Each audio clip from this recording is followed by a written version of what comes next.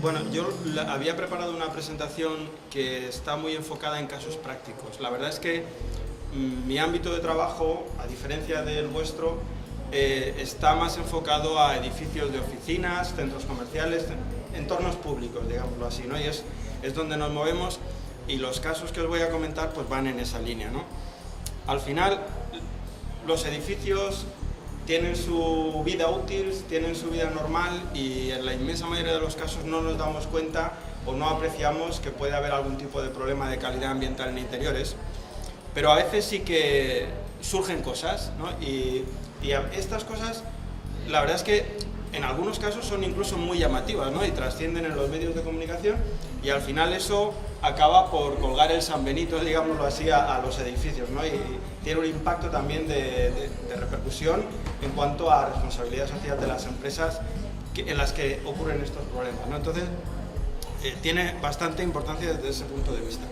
Decía que yo lo que he hecho ha sido coger una selección de algunos típicos problemas que hemos detectado, pero los he ilustrado con la noticia de prensa, digamos, ¿no? Hemos sacado el recorte de prensa, el recorte digital en este caso, y lo hemos ilustrado, porque parece que cuando las cosas salen en prensa ya toman carta de realidad, ¿no? Y bueno, por eso lo hemos hecho así. Algunos ejemplos. Por ejemplo, en El País hace un tiempo pues sacaban un estudio que se ha realizado en el que decían que el 30% de los edificios sufren deficiencias de ventilación. Pues sí, efectivamente, edificios con una cierta antigüedad pues no cumplen los requisitos de RITE actuales, están obsoletos, y al final falta de ventilación, concentración de determinados contaminantes que nos causan problemas variados, ¿no? Aquí veis un ejemplo también de contaminación fúngica, y este es un ejemplo curioso, es un poco antiguo ya porque es de hace unos cuantos años. Ocurrió en Honolulu, en Hawái, y es un hotel. En Estados Unidos sabéis que la gente tiene mucha tendencia a llevar a juicios a los demás cuando algo te perjudica. Pues este es un turista que llegó a este hotel, estuvo allí una semana, tuvo un problema de alergia debido a los hongos. Aquello le causó una problemática, y el hombre pues fue al juzgado, denunció, y al final varios millones de euros de indemnización, varios millones de euros de dólares en este caso, de limpieza y remediación del hotel. Al final tiene un impacto importante.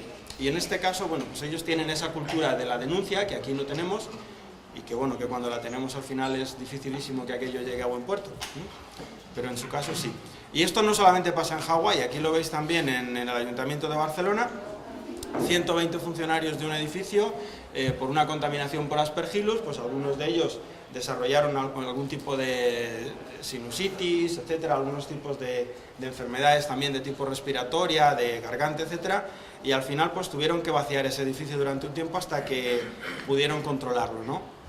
Aquí veis, por ejemplo, síndrome del edificio enfermo, que se habla mucho de este concepto. La verdad es que yo os tengo que decir, yo llevo 25 años metido en este mundillo, haciendo mediciones, haciendo estudios, y el síndrome del edificio enfermo como tal como lo describe la OMS, es algo rarísimo, ¿eh? Nosotros no lo hemos encontrado habitualmente. O sea, quiero decir, ahora os digo los 4 parámetros que describen un edificio enfermo, es algo muy raro.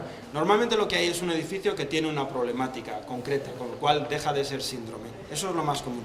Pero bueno, hay muchos edificios que se les ha declarado como edificios enfermos. Aquí veis un ejemplo en Canadá, creo que era este, en el que al final pues la gente presentaba problemas, pues esto de tipo respiratorio, etcétera, pues se dan casos, ¿no? ¿Qué significa síndrome del edificio enfermo? Pues primero hay una cifra clave que es 20%. Ese 20% de personas que presentan sintomatología adversa no es una cifra casual. El 20% de la población, pues como nuestro compañero, desgraciadamente tiene problemas de alergia. Y el síndrome del edificio enfermo genera una sintomatología muy parecida, con lo cual lo que se considera es que cuando se supera esa barrera, algo anómalo está ocurriendo. Personas teóricamente sanas están teniendo problemas, con lo cual estamos en una situación extraña, y por eso se denomina el edificio enfermo. Y tiene que haber otra característica, que la sintomatología desaparece cuando la gente deja de estar en el edificio. Hay una relación causa-efecto, tengo problemas, ¿no? Eso es fundamental. Y la sintomatología tiene que ser inespecífica, porque ese es el concepto médico de síndrome. Tengo un problema, pero no tengo muy claro la causa. La OMS dice que un 30% de los edificios puede estar enfermos. Ya os digo, en mi experiencia, no quiero contradecir a la OMS, pero Dios me libre, pero creo que es excesivo, ¿no?, esa cifra. Sintomatología, pues aquí veis unos ejemplos, ¿no?, dolor de cabeza, congestión nasal. Dolor de cabeza es extremadamente inespecífico, eso te puede ocurrir porque no has dormido, porque no aguantas a tu jefe, por 1000 cosas, ¿no? Pero sí, de ahí para abajo, congestión nasal, garganta seca, irritación ocular, sí que parece que está muy íntimamente relacionado con una problemática de contaminación en el ambiente, sea pues, cualquier cosa, la fibra de vidrio, los hongos, los volátiles. Es el problema, que al final casi todos los contaminantes nos dan unos síntomas muy parecidos, con lo cual no es tan fácil llegar a un edificio y preguntar a la gente, ¿qué les pasa a ustedes? Pues me pican los ojos, se me irrita la garganta. Ah, pues esto es fibra de vidrio. No, porque como muchos de los contaminantes nos hacen el mismo efecto dañino, no tenemos esa facilidad, ¿no? Entonces es complejo, el estudio de los síndromes del edificio enfermo son muy complejos, ¿no? Aquí veis un ejemplo también, también aquí en España, la Consejería de Sanidad en Carabanchel, pues los trabajadores denuncian porque dicen que han enfermado en el centro de salud.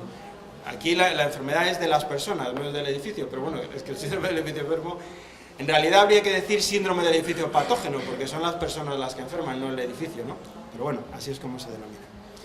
La Ciudad de la Justicia en Málaga, también síndrome del edificio enfermo. Veis que hay casos, muchos, y algunos muy llamativos. Aquí veis otra tipología de problema. Amianto en un edificio. El amianto, como sabéis, se utilizó en los años 70, incluso los bomberos obligaban a que se hicieran este tipo de aplicaciones. No lo veis ahí. Bueno, veis el perfil que está justo encima del conducto de fibra de vidrio, ese recubrimiento blanco es amianto. ¿Qué pasaba? Ese amianto además en este caso tenía una característica que se denomina friable, que simplemente por una pequeña vibración, un golpe o una corriente de aire, esas fibras pasan al ambiente, se desprenden con mucha facilidad. Esas fibras estaban pasando al ambiente y ese conducto que veis ahí era el retorno del sistema de climatización que actuaba como plenum. Se estaba llevando todas las fibras y las estaba redistribuyendo por el edificio. Esto es una bomba de relojería. Y no os podéis imaginar todavía la cantidad de edificios que están así y que como no se ha hecho el listado, el inventario de edificios, hay un mandato de la Unión Europea que dice que tendríamos que saber, eso tendría que ser vox populi, todo el mundo debería saber qué edificios tienen amianto, porque eso es un riesgo gravísimo para nuestra salud, no lo sabemos, es una información desconocida. Entonces podemos estar trabajando en un edificio con este problema oculto y no hay todavía esa obligatoriedad de saberlo, ¿no? Cuando presentamos nosotros el informe de este edificio, esto estaba ocupado por una empresa norteamericana, en 15 días el edificio se vació. Los americanos no se andan con tonterías porque, lo que os decía antes, ¿no?, ellos están muy acostumbrados a esas denuncias, esas inversiones, o sea, esas indemnizaciones millonarias, y bueno, pues esto era una situación dramática y se vació. Luego el edificio, lógicamente, hubo que descontaminarlo y bueno, pues creo recordar que se gastaron algo así como 2 o 3 millones de euros, era un edificio grande y quitar eso es complicadísimo. Por ejemplo, Radio Televisión Española pues ha tenido varios edificios con muchos problemas, ha habido incluso que derribar edificios porque era más costoso quitar el amianto que directamente deshacernos del edificio. Otra problemática curiosa que veis, ¿no?, voy pasando diferentes tipos de problemas. La lipoatrofia semicircular también se dio en algunos casos, se dio en un edificio, que se puede decir porque salió en la prensa también, el edificio de gas natural en Barcelona. Allí alojan a 1000 y pico personas en el edificio y 200 de ellas generan este problema. Pues el problema es una depresión del tejido adiposo se supone, porque esto no está totalmente estudiado y totalmente clarificado, pero se supone que es por presencia de electricidad estática en el ambiente, microdescargas, presencia de campos electromagnéticos que generan esa anomalía, digamos, en los tejidos adiposos, ¿no? Se produce una destrucción de la grasa y eso genera esa depresión, que no tiene problema en realidad, no es un problema puramente estético, pero la gente se alarma, lógicamente, ¿no? Piensa que algo raro está ocurriendo allí, y aunque los médicos en principio dicen que no han detectado, se ha estudiado mucho y no han detectado problemas adicionales, pero bueno, es una situación que alarma y caso este que os digo de gas natural, pues esas 1000 y pico personas hubo que sacarlas del edificio, reubicarlas. Imaginaros el problema y el coste que eso supone, ¿no? Aquí veis el recorte de prensa. Gas natural desaloja su sede central por una rara enfermedad en la piel de los trabajadores, que era la lipoatrofia semicircular. Problemas de lipoatrofia en la sede de Caprabo, por ejemplo, también tuvieron 30 casos. Hubo un momento que salieron, fue como una especie de epidemia, se empezó a detectar un montón de casos de lipoatrofia en muchos edificios. Esto está también muy asociado a un fallo que cometemos muy habitualmente, que es no humidificar, no humectar el ambiente. Cuando el ambiente está seco, la electricidad estática crece, se incrementa, y entonces se generan esas bolsas de electricidad estática que son un poco el origen de esta problemática. Otro problema que os cuento aquí en Madrid, en la sede del Ministerio de Asuntos Exteriores, es el edificio que veis en el recorte de la prensa. Costó 100 millones de euros y la problemática que aquí surgió fue que la cubierta del edificio estaba impermeabilizada con una tela asfáltica, que con el paso de los años y el impacto pues, de la radiación solar, la lluvia, etcétera, ¿no? la intemperie, se empezó a deteriorar, se empezó a deshacer, literalmente, pues, como le pasa al petróleo, ¿no? Cuando le sometes a calor, etcétera, se descompone en fases, y una fase se licuó y empezó a bajar por permeación a través del hormigón, de los perfiles de hormigón de la cubierta. Empezó el naftaleno a impregnar todo el hormigón, bajó. Nosotros participamos en este estudio, hicimos mediciones taladrando el hormigón y llevándonos el hormigón al laboratorio, y se detectaba el naftaleno a diferentes alturas, más o menos ya 50 o 60 centímetros más abajo del punto de conexión con la cubierta ya no había, pero esos 50 centímetros de hormigón impregnado en naftaleno, aquello estaba volatilizándose. Cuando entrabas en esa planta, era como entrar en una gasolinera, porque el naftaleno es el componente típico del diésel y estaba allí impregnándolo todo, ¿no? ¿Por qué costó 100 millones de euros remodelar esto? Porque hubo que tirar literalmente toda la planta, demoler todas las vigas, sacarlas de allí y rehacer la planta última entera de cero, y poner obviamente ya otro tipo de tela asfáltica que no contaminara, ¿no? Vale, perfecto.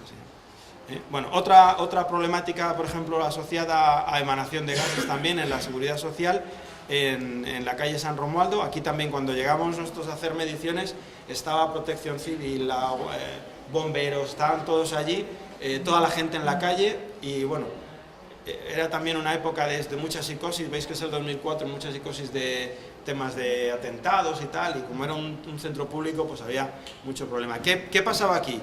Pues que en la planta de arriba habían puesto un laboratorio, ese laboratorio no tuvo la precaución o el cuidado de gestionar bien sus vertidos líquidos, y echaban todo el químico por el desagüe, y el desagüe estaba conectado lo habían conectado recientemente, por eso surgió el problema, lo habían conectado a un desagüe de una bandeja de condensados de un climatizador, con lo cual se estaba llevando todos los volátiles y los estaba metiendo dentro del local, ¿no? Y aquí se montó un pollo impresionante por algo tan sencillo como eso, ¿no? Que estaban tirando el químico del laboratorio de arriba, ¿no?